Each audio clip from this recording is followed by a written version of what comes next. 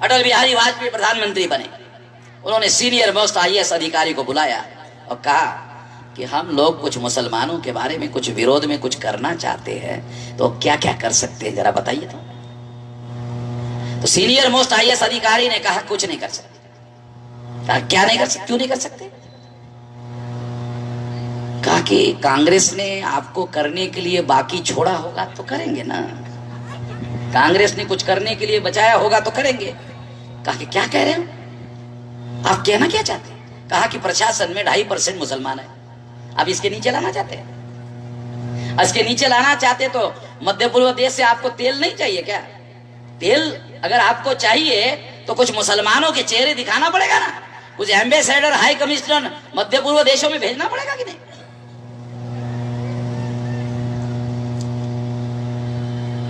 साथियों, ये परिस्थिति, ये जानकारी मैं इसलिए आपको दे रहा हूं कि हमारे जो लोग, एक बार मैं ऑफिस में, दिल्ली ऑफिस में वामसेब के बैठा था, एक मुस्लिम प्रोफेसर मुझे मिलने के लिए आया दिल्ली यूनिवर्सिटी का।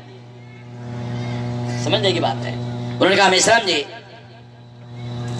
कि ये जो बीजेपी के लोग हैं ये बहुत हार्ड किस्म के लोग, और कांग्रेस जो है वो ईंट की तरह थोड़े नरम है।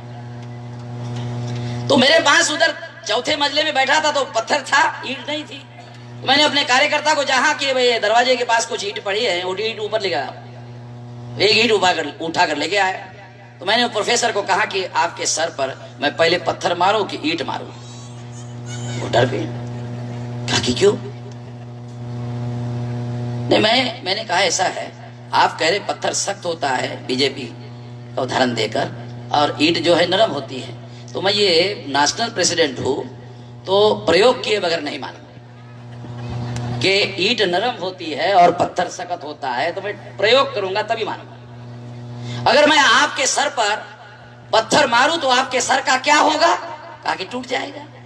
अच्छा, और ईंट मारूं तो आपके सर का क्या होगा? कहा कि ईंट मारने से भी टूट जाएगा। अच्छा, दोनों से टूट जाएगा? हाँ, दोनों से टूट जाएगा। अब दोनों से टूट जाएगा सर, तो ईंट नरम है और पत्थर सख्त है, क्यों बोल रहे हो मेरे को?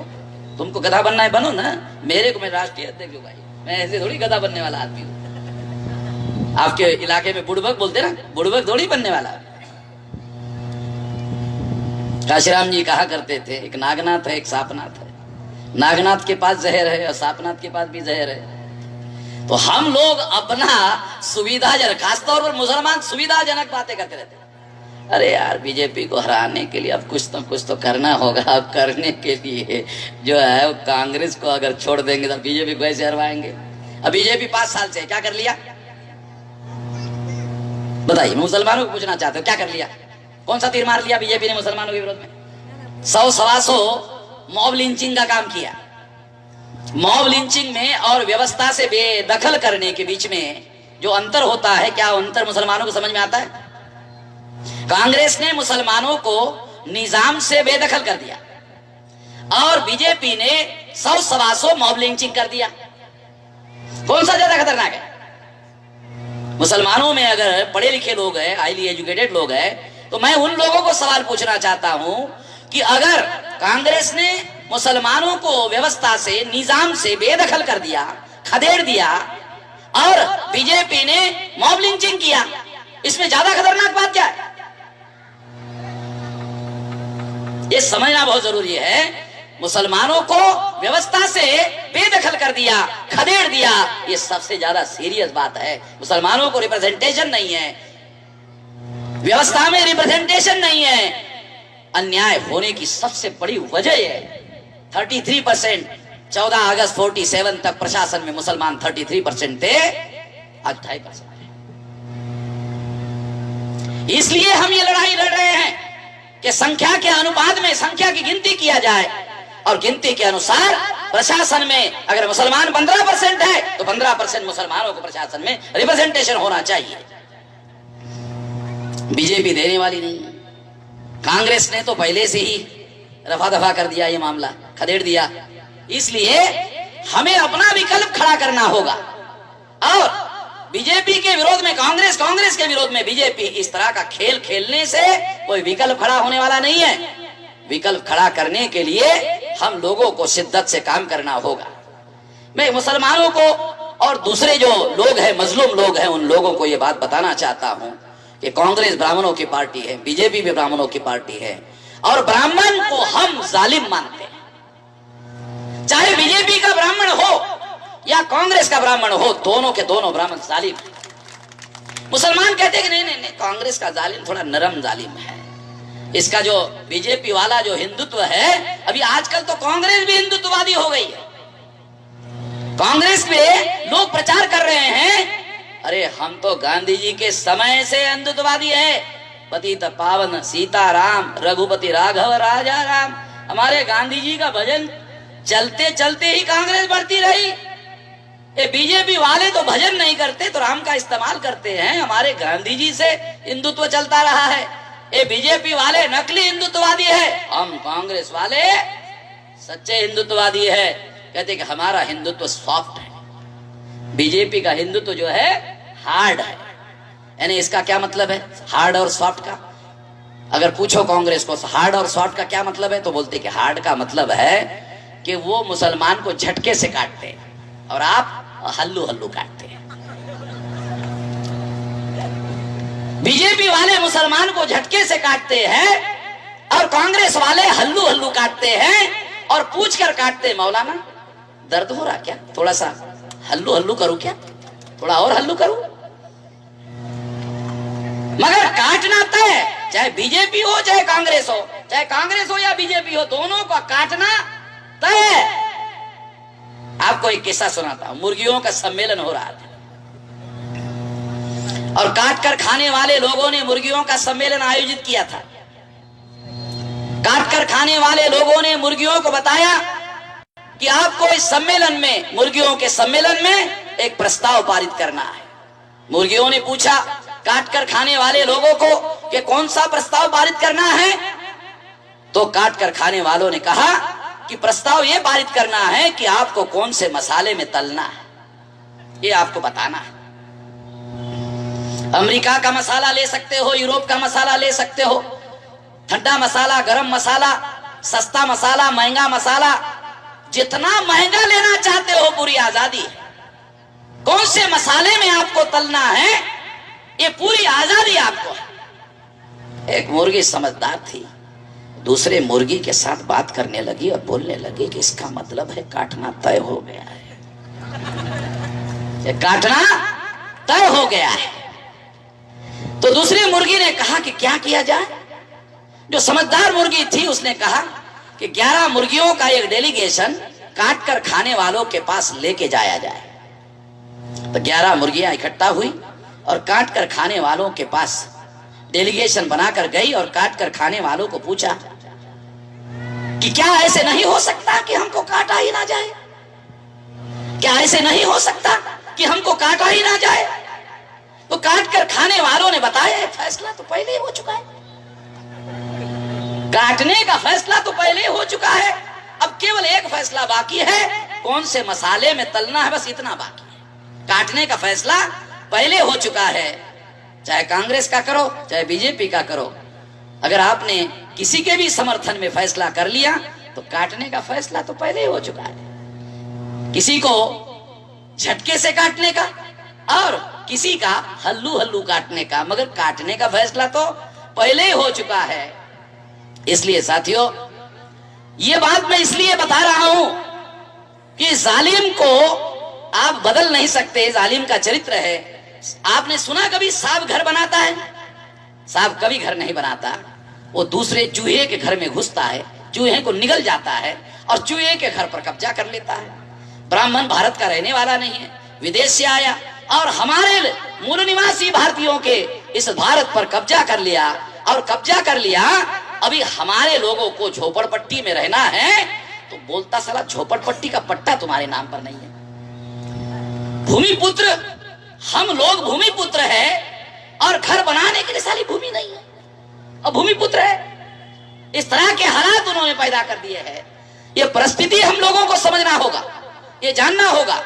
और ये सारा का सारा जो कब्जा है उन लोगों ने कैसे किया, ये करने के लिए उन्होंने ईवीएम मशीन का इस्तेमाल किया। इस बात को समझने की कोशिश करो।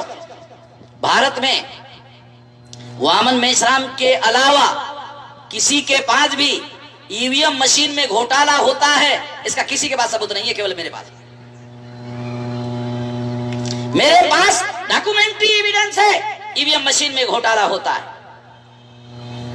मैं चुनाव आयोग को चुनौती देकर चुनाव आयोग के विरोध में कंटेम्प्ट ऑफ कोर्ट की केस दाखिल किया, न्यायपालिका की अवमानना की केस दाखिल किया, और न्यायपालिका के अवमानना की केस दाखिल करने के बाद जो सारे के सारे सबूत मैंने सुप्रीम कोर्ट को दिए। 4 फरवरी 2017 को सुप्रीम कोर्ट में हियरिंग हुई। सुप्रीम चुनाव आयोग ने 4 वकील मेरे खिलाफ खड़े किए, 4 वकील। उसके पहले मैंने 2014 में चुनाव आयोग को लेटर लिखा था कि 8 अक्टूबर 2013 को सुप्रीम कोर्ट ने पेपर ट्रेल मशीन लगाने का आदेश दिया था, क्योंकि आपको ईवीएम मशीन निर्दोष है यह सिद्ध करने के लिए सुप्रीम कोर्ट ने अवसर दिया था। मगर चुनाव आयोग सुप्रीम कोर्ट के सामने अपनी ईवीएम मशीन निर्दोष है इसे सिद्ध करने में कामयाब नहीं हुआ। इसलिए 8 अक्टूबर 2013 को सुप्रीम कोर्ट ने ईवीएम मशीन के विरोध में फैसला दिया और पैरा नंबर 29 में जो जजमेंट है उसमें लिखा, केवल ईवीएम मशीन के माध्यम से फ्री फेयर एंड ट्रांसपेरेंट चुनाव नहीं हो सकता। फ्री यानी मुक्त नहीं हो सकता, फेयर यानी निष्पक्ष नहीं हो सकता, ट्रांसपेरेंट यानी पारदर्शी नहीं हो सकता। इसका दूसरा अर्थ यह है कि केवल ईवीएम मशीन के माध्यम से घोटाला हो सकता है, सुप्रीम कोर्ट कह रहा है। और इस घोटाले को रोकने के लिए सुप्रीम कोर्ट ने ऑर्डर दिया था 8 अक्टूबर 2013 को, ईवीएम मशीन से अगर फ्री फेयर एंड ट्रांसपेरेंट चुनाव करना है तो इस मशीन को पेपर ट्रेल मशीन लगाना होगा। पेपर ट्रेल मशीन लगाने का सुप्रीम कोर्ट ने आदेश दिया 8 अक्टूबर 2013 को। मगर 2014 में चुनाव आयोग ने पेपर ट्रेल मशीन नहीं लगाया। इसकी वजह से नरेंद्र मोदी की बीजेपी चुनाव जीत कर आई।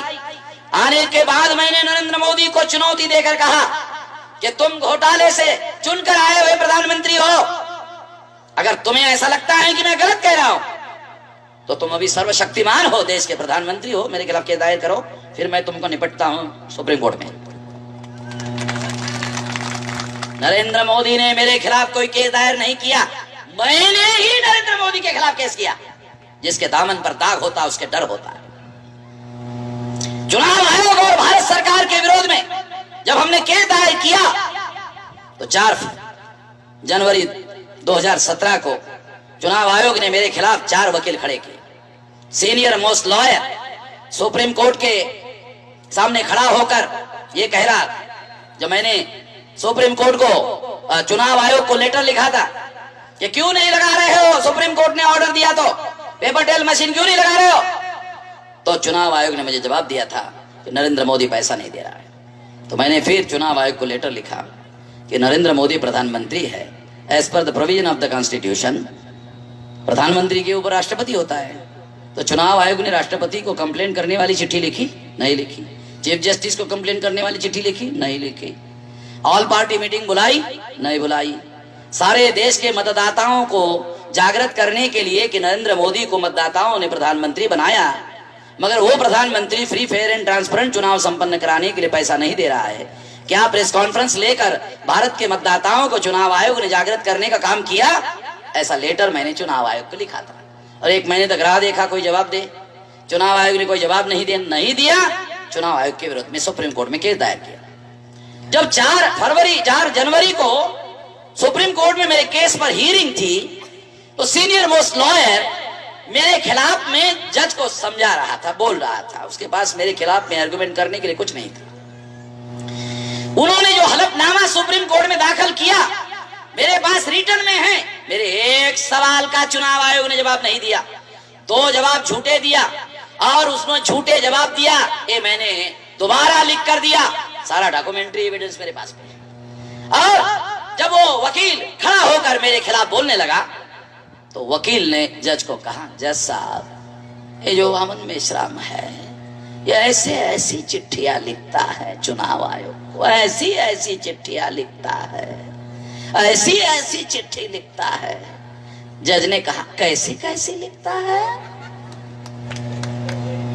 तो वकील ने कहा जज साहब वो चिट्ठी पढ़ के सुना। हाँ सुना सुना सुना। तो ये जो 4 मुद्दे वाली चिट्ठी मैंने जो चुनाव आयोग को लिखी थी, पढ़ के सुनाया। पढ़ के सुनाने के बाद जज को लगा अरे तो भारत के किसी भी नागरिक को ऐसी चिट्ठी लिखने का संविधान ने अधिकार दिया है, कोई अनकॉन्स्टिट्यूशनल है नहीं। इसलिए जज ने कहा वो चिट्ठी बज रखो हाँ बज रखो। हाँ अब बता वामन मेश्राम हमारे सुप्रीम कोर्ट में कौन सा केस लेकर आया है? कौन सा केस लेकर आया? 8 अक्टूबर 2013 को ईवीएम मशीन के विरोध में हमने फैसला दिया जुडिशरी ने, और हमने कहा कि ईवीएम मशीन को पेपर टेल मशीन लगाओ। 2013 में हमने जजमेंट दिया, आपने 13 में नहीं लगाया, आपने 14 में नहीं लगाया, आपने 15 में नहीं लगाया, आपने 16 में नहीं लगाया। अभी ये 17 की 4 जनवरी चल रही है, अभी तक आपने नहीं लगाया। बताओ, यही ना केस वामन मेश्राम लेकर आए हैं। ये तो हमारा ही ना जजमेंट है जो आप लागू नहीं किए, वही केस लेकर आए हैं ना वामन मेश्राम। वामन मेश्राम कोई दूसरा केस तो लेकर नहीं आए, हमने ही जजमेंट दिया है और हमारा जजमेंट आपने लागू नहीं किया, लागू करवाने के लिए आए, यही ना है। अब बताओ कब तक लागू कर रहे? इधर उधर का झंझट खत्म करते हुए कहा कि कब तक लागू करे बताओ। तो सीनियर मोस्ट लॉयर था वो अपने जूनियर की तरफ देखने लगा, जो जूनियर था वो अपने जूनियर की तरफ देखने लगा, उससे जूनियर चौथा था वो उसके तरफ देखने लगा, चारों वकीलों की तरफ ऊपर बैठा हुआ जज देखने लगा। जज को लगा वकीलों के पास हमारे सवाल का कोई जवाब नहीं है, तो जज आवाज चढ़ाते हुए कब तक लागू कर रहे हो? तो जो सीनियर मोस्ट लॉयर था उसको लगा अरे जज थोड़ा गुस्से में लग रहे हैं, जवाब देना होगा। तो सीनियर मोस्ट लॉयर ने कहा कि चुनाव आयोग को हमने इस सवाल का जवाब पूछकर नहीं आए हैं, हमारे पास जवाब देने की कोई अथॉरिटी अभी नहीं है, हमें 2 महीने का और समय दिया जाए। पहले डिले कर दिया था, 4 मार्च तक समय दे दिया। देने के बाद 4 मार्च को भी चुनाव आयोग का वकील नहीं आया। 11 तारीख को उत्तर प्रदेश के विधानसभा का रिजल्ट आया। मायावती शाम को 4 बजे टीवी के सामने आई और कहने लगी कि चुनाव आयोग ने बीजेपी के साथ मिलकर उत्तर प्रदेश के विधानसभा में घोटाला करके चुनाव जीता। जब ये आरोप मायावती ने लगाया तो मायावती ने कहा कि हमारे पुराने वामसेवक के साथी उन्होंने 2-3 महीने पहले हमें सारे डॉक्यूमेंट्री एविडेंस के साथ ये सारी बातें लिख करके दी थी, हमने उनकी बातों की तरफ ध्यान नहीं दिया, मगर ये बात अभी साबित हो गई। वो चिट्ठी मैंने मायावती को मैंने लिखा था, ये बहन जी आप सावधान हो जाइए, नहीं तो ये चुनाव आयोग आपको चूना लगाने वाला है। मायावती को मैंने चिट्ठी लिखा था, मेरा नाम मायावती ने टीवी पर नहीं लिया, मगर वो मैंने लिखा था, मेरे पास डॉक्यूमेंट्री एविडेंस है। तो मायावती 2-3 महीने तक सोती रही, जब उसको चूना लगाया गया तब जाग गई। रामायण में लिखा हुआ है कुंभकर्ण 6-6 महीने सोता था, मायावती 2-3 महीने तक सोती रही, तो इसे कहा जा सकता है कि मायावती कुंभकर्ण की छोटी बहन है।